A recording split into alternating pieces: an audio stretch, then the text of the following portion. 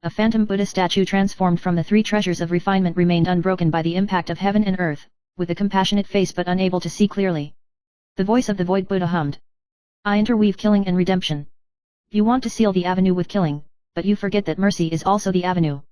The protagonist clenched his fists, feeling that the golden elixir in his body resonated with the killing thought, and recalled the Buddha's sound, but also remembered the countless living beings he saved with traditional Chinese medicine techniques.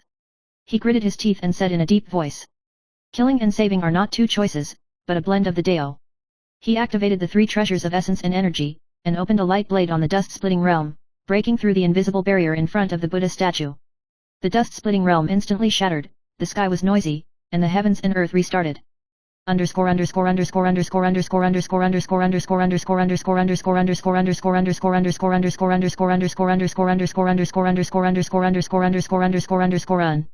Chapter 10, The Heavenly Dragon Convenes.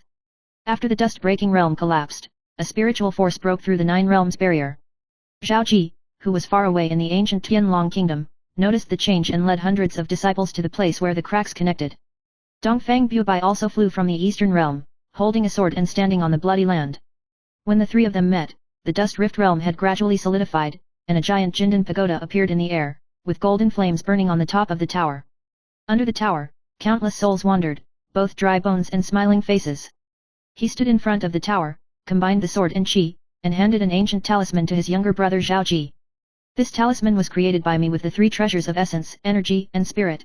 It can cut off the desire to kill and maintain the great way of compassion. After Zhao Ji took it, the sword energy was like a dragon spitting out the moon, turning into a golden light in the talisman, embracing the entire tower. Dongfang Invincible smiled and said, You fused God refinement and killing intent to let me see the Tao, not only the sword intent, but also the flow of heart. The three of them stood in front of the crack, and golden fire, silver mist, murderous intent, and compassion merged into heaven and earth, like a myth descending.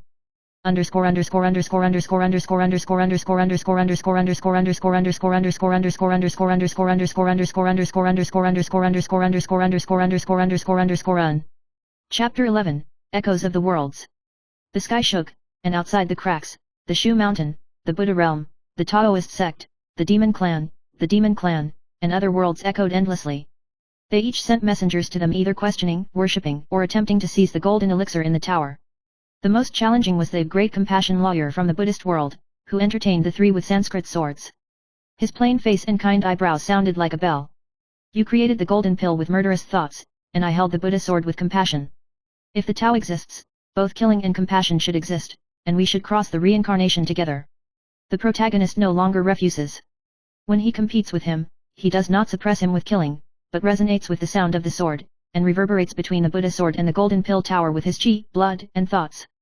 At that moment, he understands, the great Dao is not just killing, but the harmony of all Daos. The Buddha sword finally falls, and the light of the tower becomes brighter.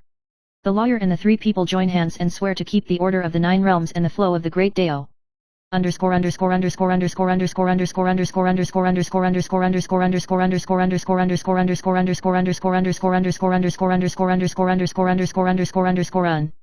Chapter 12, The Great Dao Feng God. Subsequently, the protagonist carried out the Avenue God ceremony in the 9 places centered on the Jindan Pagoda. Representatives from all walks of life gathered under the tower to lay the foundation for the 3 treasures of essence and spirit.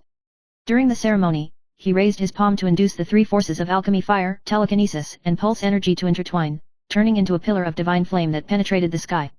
The golden flame pillar was integrated with the 9 realms heaven dome, as if it had opened up all the branches of cultivation such as humanity, Buddhism, swordsmanship, and magic.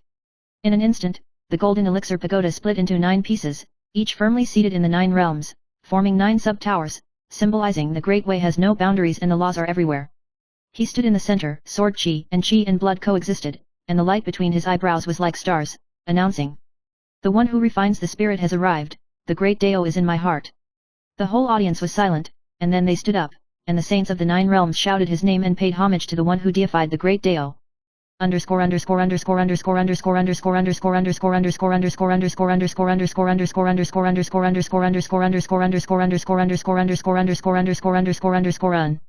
Chapter 13, The 9 Realms Reign of the World. 100 years after the god ceremony, the protagonist did not leave a divine position. He turned away from the golden flame and returned to the center of the dust tower, and together with Dongfang Invincible, Zhao Ji, and Dasi Lawyer,